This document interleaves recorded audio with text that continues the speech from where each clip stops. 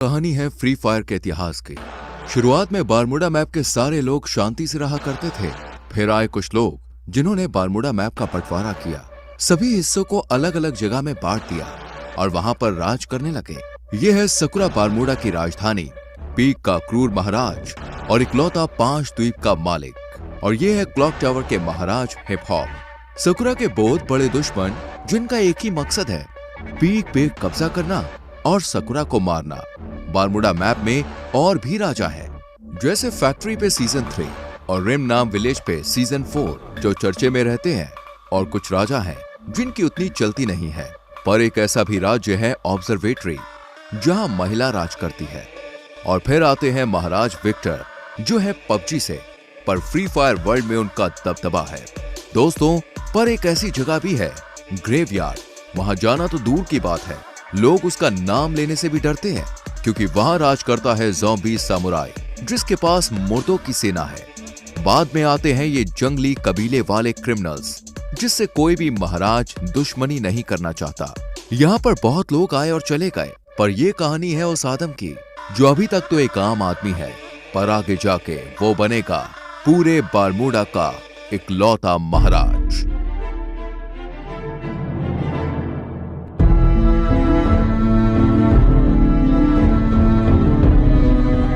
Guys, हमारी channel पे ऐसी सीरीज पहली बार आई है और इसमें बहुत मेहनत लगी है, तो यार वीडियो को लाइक कर दो और चैनल को सब्सक्राइब करके बेल नोटिफिकेशन ऑल पे सेट कर लो।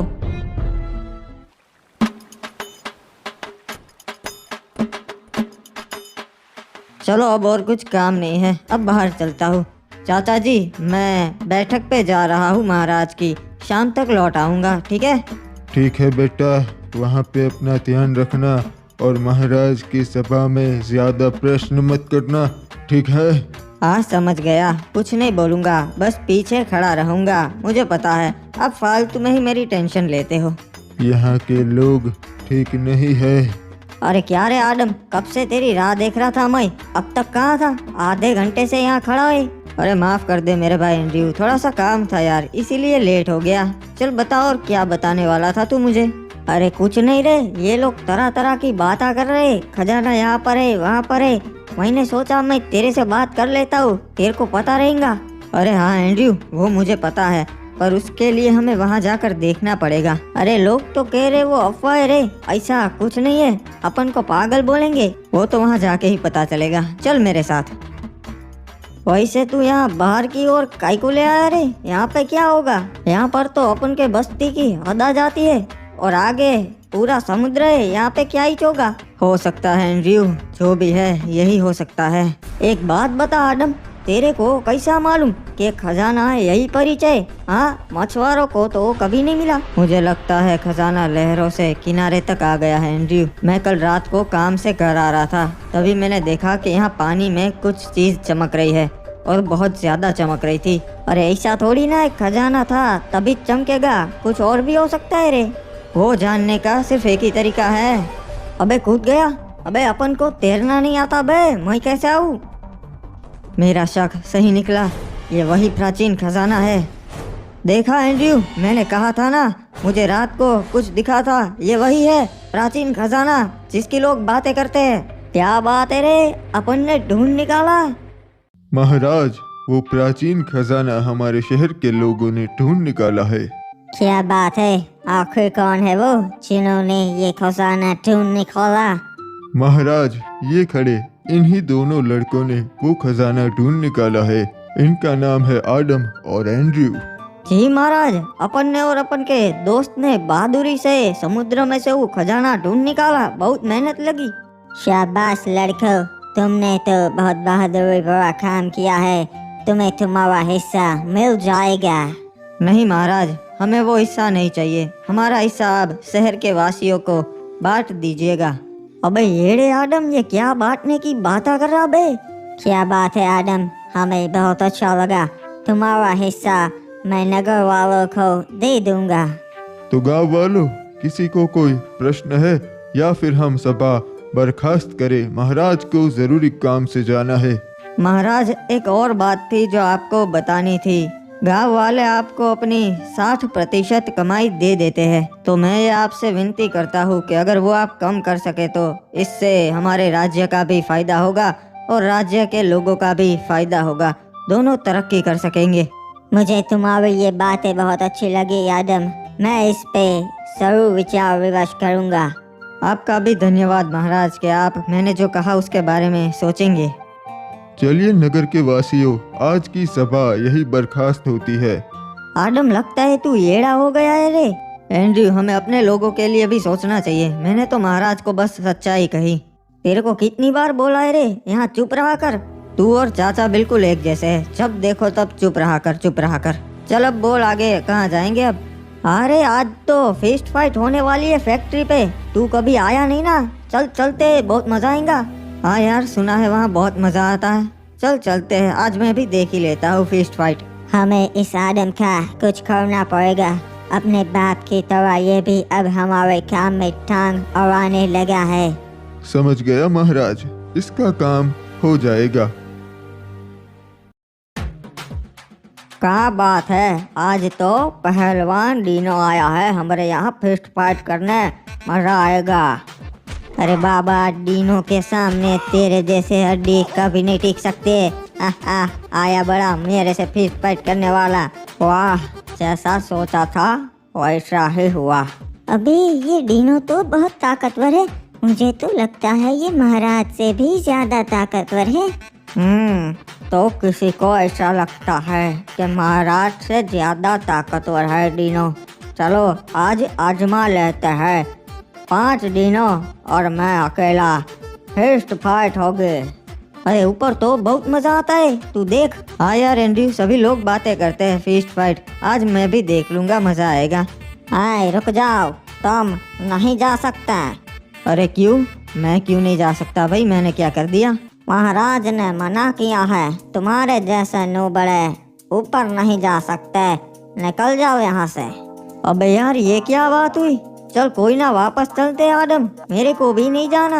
अरे नहीं नहीं एंड्रयू, तू जा, मैं आता हुआ, हम रात को मिलते हैं। चल तू जा, मैं घर जाता हूँ। अच्छा हाँ, अपन समझ गया रे। चल अपन चलते हैं, हाँ, रात को मिलते हैं आदम।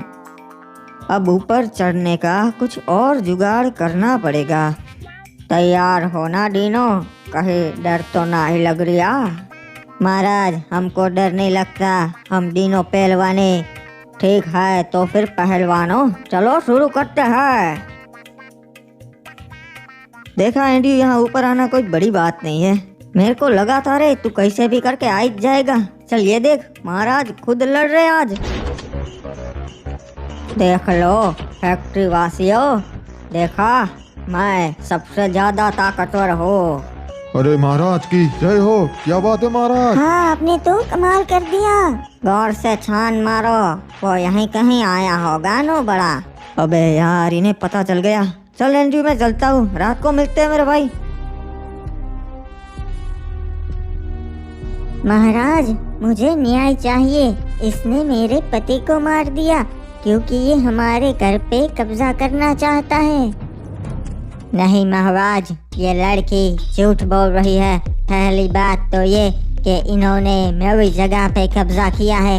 मेरे भोलेपन का फायदा उठाकर उन्होंने मेरी जगह पे घर बना लिया।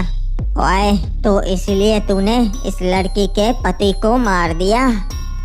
महाराज, इस लड़के की बातों में मत आइए, ये बहुत बड़ी खमीनी है। इसने ही अपने पति को मारा है और आरोप मुझ पर लगाया। कुछ भी बकवास कर रहा है, मैं अपने पति को क्यों मारूंगी? क्योंकि इस लड़की का चक्कर चल रहा था किसी क्लॉक टावर वासी के साथ और इसके पति को पता चल गया था। ओए, मुझे ऐसा लगता है तूने ही इसके पति को मारा है। सलाहकार, तुम्हारा क्या कहना है? महाराज, आप कभी गलत बोल ही नहीं सकते, मुझे भी ऐसा ही लगता है। ओए ठीक है, तो फिर मेरा ये फैसला है कि इसे मौत की सजा दी जाए, तभी इस लड़की को न्याय मिलेगा। नहीं महाराज, नहीं।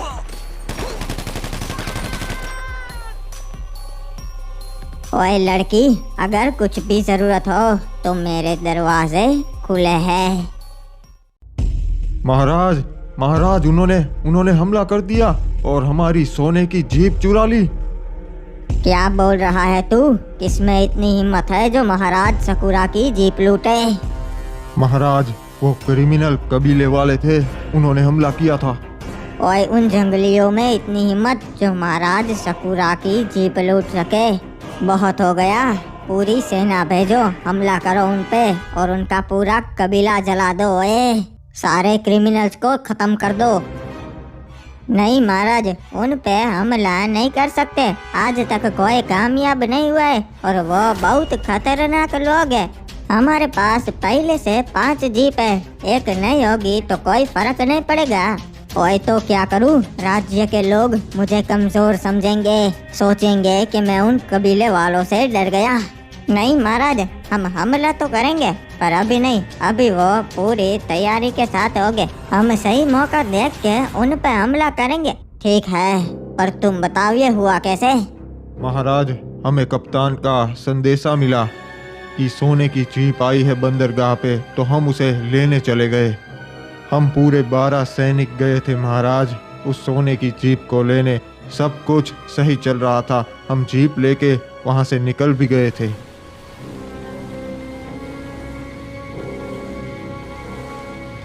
हम सही सलामत बीमा शक्ति तक पहुंच गए थे, पर तभी मैंने देखा क्रिमिनल्स की जंगली सेना हमारी ओर आ रही है। हमें पता चल गया था कि वो हम पे हमला करने ही आए हैं, इसलिए हम सुरक्षित घेरा बना के खड़े हो गए थे। और हमारे सैनिक इतने काबिल है कि उन्हें हरा सके, तो हमने उन पे पहले हमला कर दिया। सब कुछ सही जा रहा था महाराज, तभी हमें पता चला कि ये उनकी चाल थी। उनकी एक टुकड़ी पहले से ही वहां कैंपिंग कर रही थी और उन्होंने हमारे सारे सैनिकों को पीछे से मार दिया।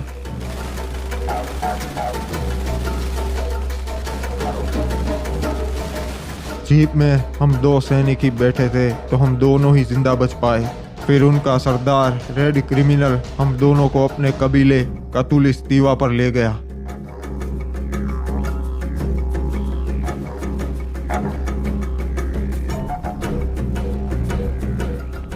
मेरे भाइयों, आज हमने उस पिक के ठड़की महाराज सकुरा की सेना पे हमला कर दिया और सबको मार दिया। इन दोनों को मैं आपके लिए जिंदा लाया हूँ क्योंकि आपका मनोरंजन हो सके।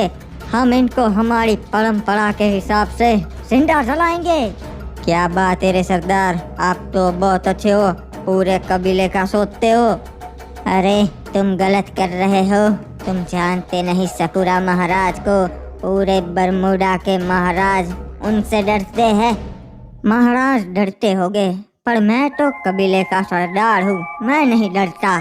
किसने हमें खबर दी थी कि आज बंदरगाह पे जीप आने वाली है? वो सामने आए। महाराज, मैंने खबर दी थी जीप के बारे में। ठीक है, तो मैं तुम्हें ये अच्छा काम करने का मौका देता हूँ। तुम खुद अपने हाथों से इस कमीने को मार दो। ठीक है सरदार, जय हो गरीना दीदी की, गरीना दीदी के नाम। ये हमारे सरदार से बदतमीजी से बात करने के लिए रे बाबा। नहीं छोड़ेगा रे बाबा, दोनों को मार देगा। नहीं, उसे नहीं मारना है, एक को मार दिया ना, अब बस। रहम कीजिए सरदार, मुझ पे रहम कीजिए। चिंता मत कर, मैं तुझे नहीं मारूंगा, तुझे मैं जिंदा छोड़ रहा हूँ। अरे सरदार, इसको क्यों जिंदा छोड़ रहे हम? क्योंकि इनके महाराज को भी पता चलना चाहिए ना यहाँ क्या हुआ।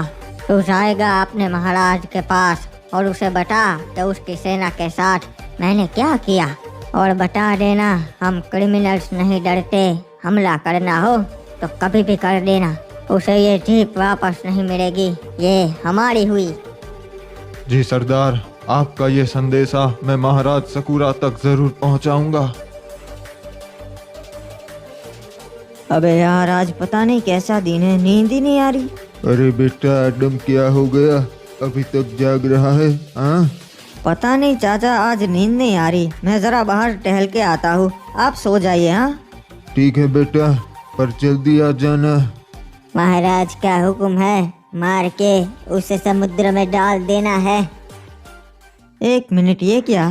ये कैसी आवाज आ रही है अभी? ये तो महाराज के सैनिक है और उनके पास हथियार है, पर ये मेरे घर पे क्यों?